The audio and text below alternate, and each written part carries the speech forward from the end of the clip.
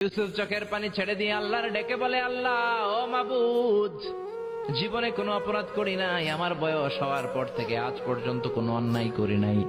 না জানি আজকে আমি আমার ঈমান হারা হয়ে যাই, না জানি আজকে আমি আমার চরিত্রটা হারাই রে মাবুদ।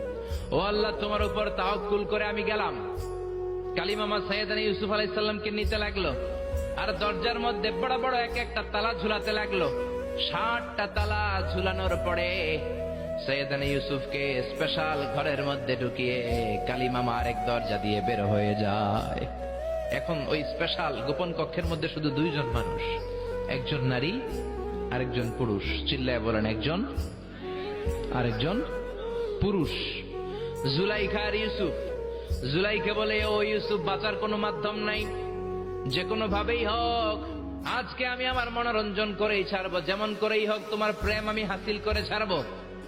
আমি তোমারে ভালোবাসি। সাইয়েদানা ইউসুফ বলে, আমি আল্লাহরে ভালোবাসি। কারে ভালোবাসি? সুবহানাল্লাহ কইবেন না?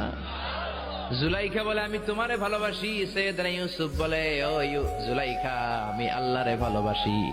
একের পর এক জুলাইখা তার দেহের কাপড় খুলতে শুরু করেছে, নিজেকে উপস্থাপন করতে শুরু করেছে। আল্লাহর নবী ইউসুফ ডান দিকে দৌড় দেয়, আবার বাম দিকে দৌড় দেয়। জুলাইখা বলে, ইউসুফ, বাঁচার কোনো মাধ্যম নাই, কারণ বড় বড় 60টা তালা 60টা দরজার ভেতরে আছে না নাই?